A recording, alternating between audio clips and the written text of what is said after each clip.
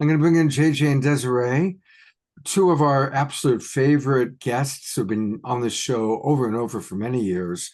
And let's just start with, what's your response to what you just heard from Steve? Well, we agree with Steve. We do feel that the next president, and that happens to be Trump, probably will be the disclosure president. If anything shifts or something, but the next one, because it's just, as you said, Steve, timing is moving us in that direction for many reasons. I mean, you gave the Epstein thing, but there's also a lot of sightings, there's environmental things. And also the sociological dilemma of the man in the White House. Steve, you did a superb capsulization of the givens, that we've had always the tug of war between the different political factions, but they've all been involved in what we will call the downside of public affairs. And now when the house cleaning is taking place, everyone's going to look to a story that's going to be on the horizon. Hopefully it will be what we had just heard from you, a real authentic story of we're not alone. We've got some cleanup to do, but more importantly, we've got a policy to put into effect of bringing people and nation states together. But I have to say that Kennedy, Carter, Clinton, all three of them, and I also had heard, as you had indicated, that Trump was talking about what can we say in 4 years ago, or 5 years ago, we could say, about this, that he is aware of it. It's just, when does this get released? And he's not the one, I think that's what you were saying in a certain sense to Alan. He's not the only one to release that. We do have some things we want to share. Take it from the top. Well, let's go. We'll come back with the roundtable and then we'll do more questions. I think we'll take questions from the audience. Do a quick introduction if people don't know you, or okay, go ahead. Yes. Just a quick one that Doctors JJ and Desiree Hurtak they look at anthropological studies. They are scientists. They're part of the Mars Society. They've been involved in the UFO disclosure movement. They are actually written a chapter in my book about ultra-terrestrials, extraterrestrials, extracelestials, different types of beings that they have interfaced with, they're aware of. And they take, well, Steve is a very linear, practical, concrete guy. JJ and Desiree take a more spiritual, broader approach to the phenomena, bringing in that understanding of interdimensionality that Paulina Luna mentioned. So, okay, go for it, guys, because we're going to actually show, let's see, share our screen, hopefully. So we're at the beginning of a whole new direction.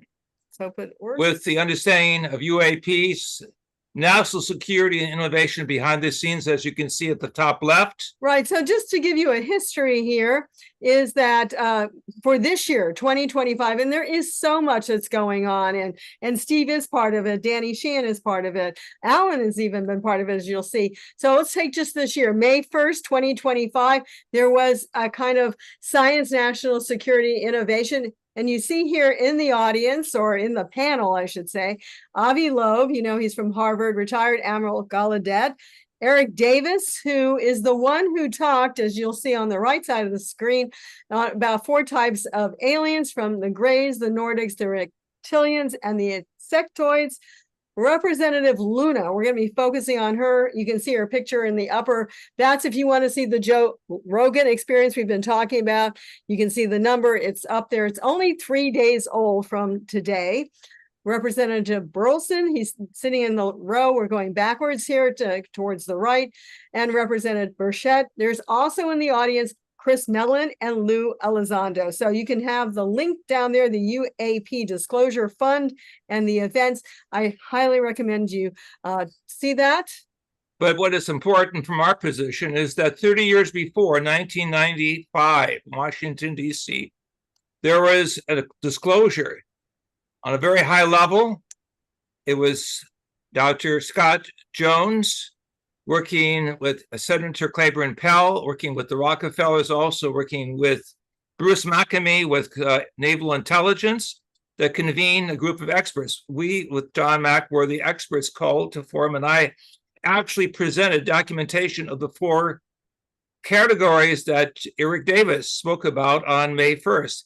And that film is available on the internet. If you go to the proceedings for the Cosmic Cultures Meet conference in May of 1995, you will see me diagramming the faces of 4 different species, one of which worked side by side one of the famous scientists at Los Alamos in Mexico. So we're seeing a repetition of history, but this time you have more of the people of importance involved, more of the journalists of importance involved, more of the headliners involved. But essentially, the track record is very clear. The government has known about this for many decades, that we have visitors, not only one group, but at least 4 groups.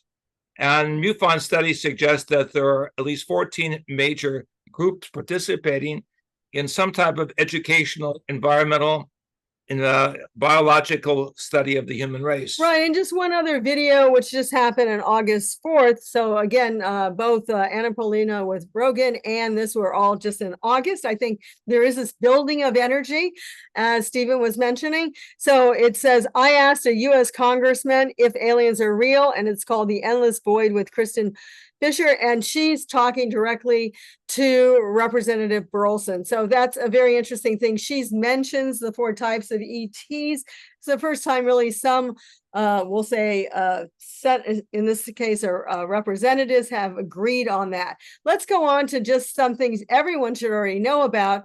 Was back in July 26, 2023, was really the first House of Representatives public hearing on UAPs, which had Ryan Graves. He was a Navy pilot that had seen and reported, as well as written down many of the other people's reports, David Grush, and also Captain Faber. So that's a very quick thing. So this is the beginning of what I will call critical mass. And then, Alan, you want to say something about this? I know you're on board here. Alert. Yes, that was exciting. You can't see me, but I'm sitting right behind Danny Sheehan. And to be a part of history in that congressional room was like something everyone wants to do. You know, it's like, this is when they tested, yes, UFOs are real. They're here. Schellenberg was there, one of the reporters who brought forth the immaculate, what was it? Constellation. Gallaudet, an Army, Navy admiral, was saying, yes, these are things are real. So this is a slow buildup. And like Steve is saying, it's a, you didn't say it, but a snowball is picking up speed, rolling down that hill. That's what I got from what Steve's saying. And we're about to cross the finish line, perhaps. Right. And so this was November of 2024. So almost like, not even a whole year ago. Alan was right there. He did a whole watch party, which you can still see, I believe, on his YouTube. But what really got me was not how great Elizondo is, and I think he's great. Gallaudet has some great things too. But the questions that Representative Luna, the person who went on the Joe Rogan show just 3 days ago from Florida, she's actually from Clearwater, Florida, asked about. And I'm just going to read these questions, and then especially in the talk, we can, roundtable, we can talk more about it. So her first question, they only had 5 minutes. Can you name the country and around time frame where the first back-engineered UAP program started? No answer from the panel, but I can tell you, having worked in the German archives, the Germans were doing this in the 1930s. Wow. To your knowledge, have any USOs, right, submerged? And this is something that Dolan is talks about, has a book or coming out or has come out, ever outpaced our submarines. Now, if you listen to this, and everyone can go listen to these things for free on YouTube, you just have to go to UAP hearings and pick your, 2023 or 2024. Retired Admiral Gallaudet says yes. He said back in the 80s that there was a report that something was underwater that went, far outpaced our submarine. So I can augment that by saying that in the 1960s, I talked to a leading admiral who told me that the American and the Soviet Navy were outmaneuvered by unidentified subcraft. So 3, are you aware of any hotspots that currently exist off the shores in North America?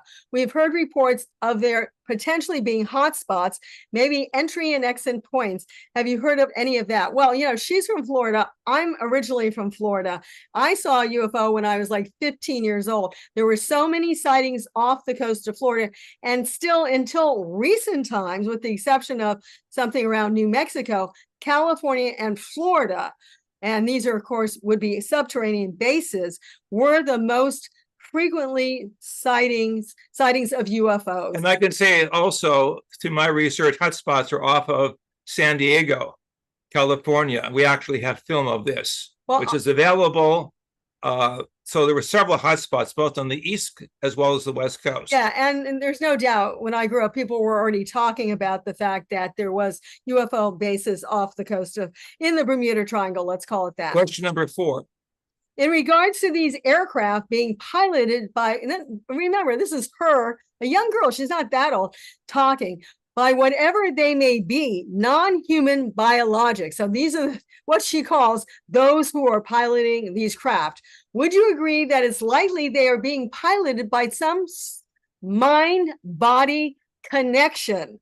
And the answer by Elizondo at that point is yes. They seem to sometimes, she's gotten reports that they even stalked people. Because, Alan, can you explain that a little bit? I think you understand what we're saying here.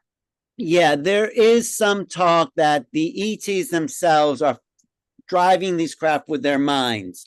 So there is this mind dynamics within the technology. Jacques Vallée also says maybe there really is no separation between consciousness and technology. So this is our future. There is also a lot of psychic activity, telepathic activity involved in the UFO phenomena. So they are able to access consciousness in a way that is directly connected to their what we're calling technology, but it might not actually be technology. It might be an aspect of consciousness. I'm telling you sure about that. Yeah. When I was producing for Strange Universe, our very first show, the big, kick it off that we did, was I did an interview with Frank Kaufman, who was the head of the CIC stationed in Roswell. The CIC was the forerunner to the CIA. He was stationed in Roswell because they needed to ferret out Russian spies, because, of course, Roswell was where the 509th Atomic Bomb Squadron was, at the time the only atomic bomb squadron in the world. When the crash went down in Roswell, Frank was one of the people who was actually on the scene. And when he was on our show doing the interview, he was dying of cancer. He kind of was coming clean. It was quite a powerful interview. He said that he actually went inside the downed craft, and there was nothing other than a place where clearly the ETs that had 6 fingers could put their hands. There's nothing other than just where they would place their hands and become one with the ship. Exactly. Yeah. That's well, what also, it means. I think that's how CE5s work as well. They're picking up on your thoughts. Alan has been with us. We've done a few of those. And also, they know when people are open. They know when people are closed. They pick up on certain types of thoughts coming out. So all of this is very true. And that's why, the whole remote viewing situation is just expanded by their abilities for telepathy. So number 5, she also, this is continuing her question. Number 6. Or no, 5. In our previous panel, we had David, I put that in Grush, and he had testified to say that some of these are interdimensional beings. Can you speak on that? She's asking. She talks about it more on Joe Rogan than any of the men sitting in front there, and that again is the Admiral Elizondo, also the guy who did Schellenberger, and Michael from NASA. Yeah, and he didn't have much to say at all. But anyway, now the last one, which I think many people never heard, but it's very, very, very profound. Do you come across reports that people who claim to have firsthand experiences with these entities, whatever they may be, or these aircraft, and then as a result, whether or not they are religious, find that these things automatically disappear? What a profound question. So it's suggesting a spiritual link is a type of protection or shield or a type of media exposure. And my work with indigenous elders throughout the world has shown that most of the top shamans have had these interdimensional experiences. Yes, and we do believe, there are vehicles that come because you are spiritual. There are also vehicles that come because they want to abduct you. So we feel that what's up there in outer space is pretty much equivalent to what's down here. You got the really great guys, you have the really crappy guys, and everyone else is just hanging around. But there's some good guys, like we believe this is Popocatépetl volcano, 25 miles west of Puebla. 54 miles southeast of Mexico City. You got a population of 9 million people. They are constantly, and Jaime Maussan, our good friend, is always photographing them. He thinks it's a base. They said, hell no, they're just trying to protect the people around there and trying to neutralize this volcano, because if this volcano went off, and it has already erupted as we see here. And Jaime Maussan is the leading journalist of Latin America. I had the privilege of training him back in the late 70s, early 80s. And he's now the authority not only of Mexico contact areas, but hotspots throughout Latin America. So these are the good guys. And I think that even maybe some of the stuff from the Tic Tac off the coast of California for your California people was a protection. Maybe they were trying to neutralize some of the buildup of the fault line that kind of begins down there, although then hits into Los Angeles and further north. So one of the other situations that we want to talk with you, Scott, in the future, of course, we talked about this, is what Dr. Gary Nolan, who's a professor of biology at Stanford, microbiology and immunology. I was supposed to say at Stanford. I don't know how he got Baxter Lab, and a member of the Stanford University. He says that the DNA and its structure of life are 9 billion years old, and the Earth is only 4 billion years. Now, Dr. Hurtak, in his book, The Keys of Enoch, says we have that higher code structure, which is something that even some aliens even, want in a certain sense. So in my contact experience, I was shown the human genome, how it was connected with a higher sense of vibratory linguistics. We're not only in the universe, we have cosmic cousins that share the same genome, but there are variants. And this has been the problem because we recognize other life forms, insectoid, whatever, are grotesque in terms of our aesthetics. And this is one of the reasons I believe the governments of the world, not only the United States, but Russia, et cetera, have held back information. They don't want to scare their respective populations. So there's a whole story to the genetic code. Greg Braden has taken advantage of work that Desiree and I have done. But nonetheless, Ramon Zeit, a German research team, have published my work. It's out there on the internet. We're at a momentous time of recognizing the biological linkages that go with the psychological linkages that go with the cosmological linkages, which means there's a big story, and very few scientists and journalists want to touch a big story because it requires a massive background of energy. So we call ourselves the Adamic species, but others can call us Nordics because it's similar code structures. We exist obviously on Earth, but we also feel we exist on Arcturus, Metone, Pleiades, Orion, other places. And I think some of you know about this book, The Extraterrestrial Species Almanac. Dr. Hurtaks mentioned in there talking about the star Arcturus, but it points out about 82 different races, some of which was derived from MUFON files. Well, the MUFON files are very sketchy in some areas of making these claims. Nonetheless, I repeat, there are 14 categories that are known by members in the intelligence community and other countries that collaborate with us, the fact that this is a big story than simply a president saying we're not alone. Big deal. Right. We need a follow-up sociology and psychology because some of these life forms are grotesque, as we see here in the Pascagoula, Mississippi event. Right. So we knew J. Allen Hynek quite well. And when he came back from investigating in 1973, the Pascagoula event, he said it's like a robot intelligence. So we do think, not all, as we're saying, but some are actually robotic intelligences. I think, just for all the people who are talking about AIs, they also exist from other civilizations as well. In fact, Whitley Strieber has a great concept that they make robots, but not for just robotic walking around. They actually can project their consciousness. These aliens can project their consciousness into their gray robots. And Netflix has a special documentary on this connected with our work in Dr. Hynek. I'd love for JJ to share about his experience because, we're all excited about disclosure, but JJ has actually had an interdimensional experience early in his life. So I think that's something important to talk about. And I also would love to get your feedback on, we're all talking about like what the government's going to share. What do you think? Where do we stand with what all these different species are wanting? Are they pushing disclosure? Is a good question that came in from Dr. Laura. How are the ETs pushing for disclosure? What's, as best as you can tell, what do they want at this time with the human species? Well, thank you. I just want to minimize my discussion on this because it's requiring a fair amount of time to compress a consciousness cosmology that links all of the sciences, but all the sciences are going to go together into a quantum change.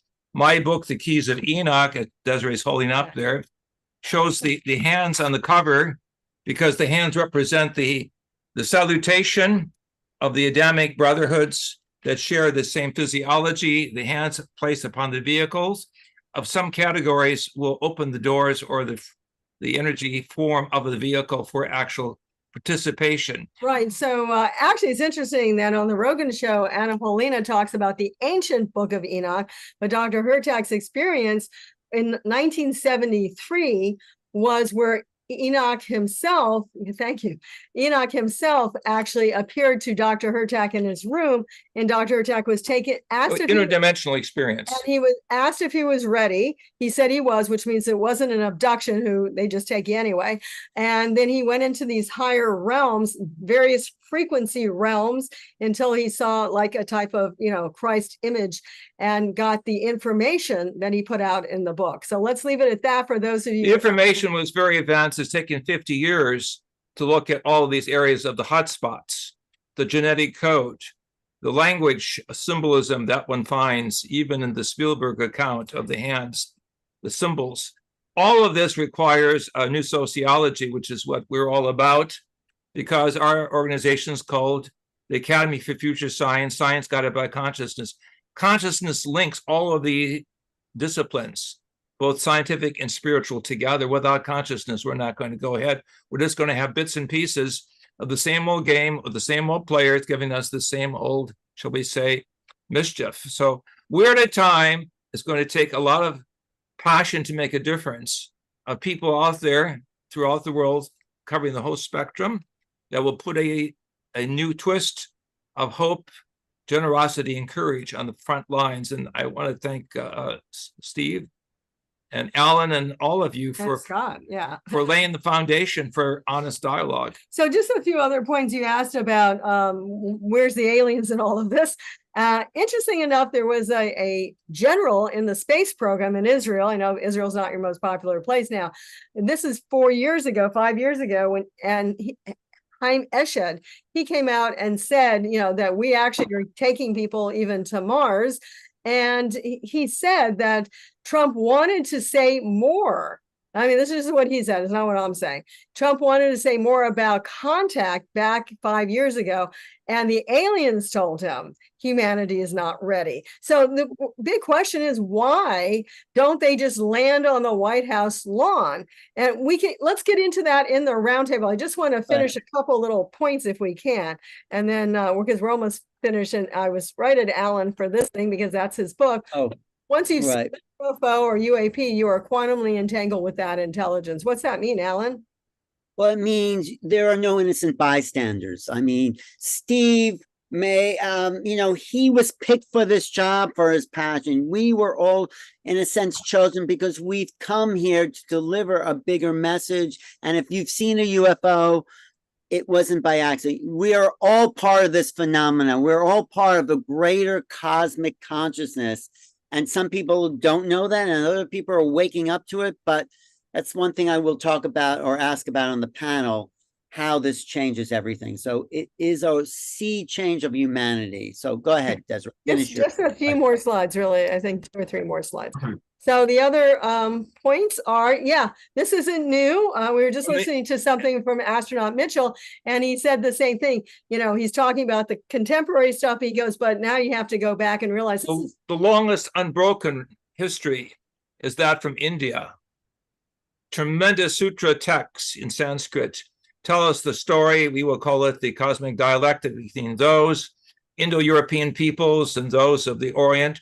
They have to work with interdimensional life forms or entities there on the left that represent those who would like to inhibit the experience of the human consciousness. Right. This is called the Sea of Milk. And of course, then the last thing to really show is interstellar, the idea of dimensions, that if you remember the movie, someone was in the fifth dimension, or the astronaut went into the fifth dimension, was able to tell his daughter how to save the planet. We also think that is going on. But also the work of our colleague, astronaut Mitchell in outer space, and his work sending mental signals back to Ingo Swann and others on Mother Earth, that shows that interdimensional communication is possible. And that was part of the story the space program did not bring out. So there's a lot of the space program that will explain where all of the trillions of dollars have gone. So we just want to say that we are doing a 7-week course with the Shift Network. It's a little pricey. Alan's also doing a new course. He's just finishing up one on remote viewing, and they've been really popular. So in terms of our course, you can find out more about it either at Shift Network or through keysofenoch.org. That's our main. It just began, and you'll see pictures there that you'll not see other place. You can still sign up for the Hurtaks course because it's only in its first or second week and you can catch up, but it's really a fantastic overview. Yeah. So I recommend it. All right.